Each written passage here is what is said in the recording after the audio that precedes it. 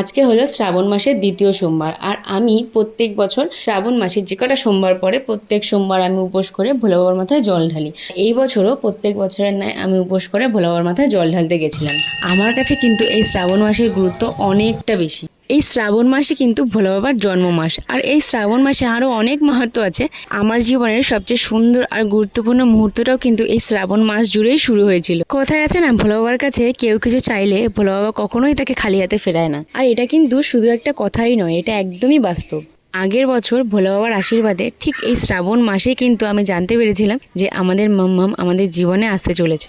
বছরের এই শ্রাবণ মাসটা আমার কাছে তো ভীষণ গুরুত্বপূর্ণ ছিলই, আর আগের বছর থেকে এই মাসটা যেন আমার কাছে আরও অনেক বেশি গুরুত্বপূর্ণ হয়ে উঠেছে। ভোলা বাবার অশেষ কৃপা যে ভোলা বাবা এত সুন্দর একটা উপহার আমার জীবনে পাঠিয়েছে। এর জন্য আমি ভোলা বাবাকে যতই ধন্যবাদ জানাই না কেন, সবটাই যেন অনেক অনেক কম হয়ে যাবে।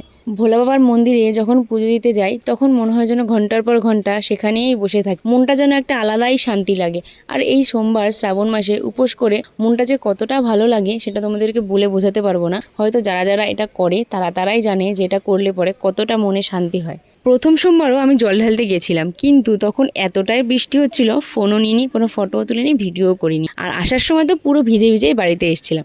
আজকেও বৃষ্টি হচ্ছিল, কিন্তু খুব বেশি হচ্ছিল না। তাই আজকে আমি এই সুন্দর মুহূর্তটাকে কিন্তু ক্যামেরাবন্দি করতে পেরেছি।